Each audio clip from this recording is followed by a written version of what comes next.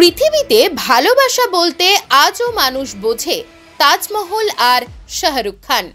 আর সেই শাহরুখে মজেই বরফ গলল আরকাদাগে east Bengal team হোটেলের কর্মীদের।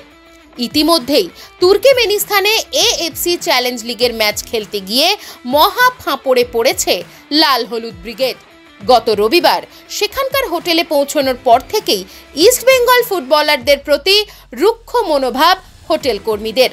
কারণ একটাই, ইস্ট বেঙ্গল নাকি আরকাদাগের শত্রু, তাই খাবার থেকে জল সবকিছু নিয়েই সমস্যায় পড়তে হয় তাদের।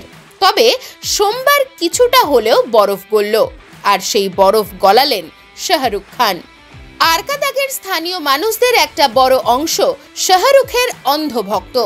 যখন তারা জানতে পেরেছেন তাদের প্রিয় নায়ককে ইস্ট বেঙ্গলের পক্ষ থেকে আজীবন সদস্য পদ দিয়ে সম্মানিত করা হয়েছিল, ঠিক তখন থেকেই অস্কারের দলের প্রতি কিছুটা হলেও ব্যবহার পাল্টেছে তাদের।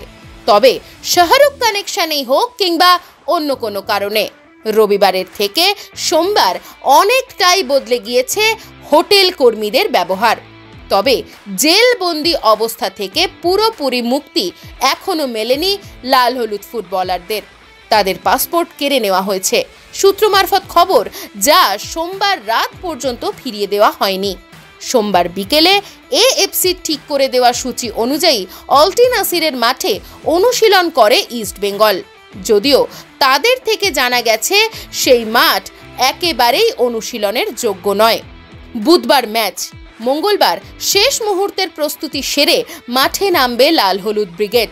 এখন দেখার, শত প্রতিকূলতাকে উপেক্ষা করে বুধবার এফকে আরকাদাগকে হারিয়ে এএফসি চ্যালেঞ্জ লিগে আশা বাঁচিয়ে রাখতে পারে কিনা লাল হলুদ ব্রিগেড।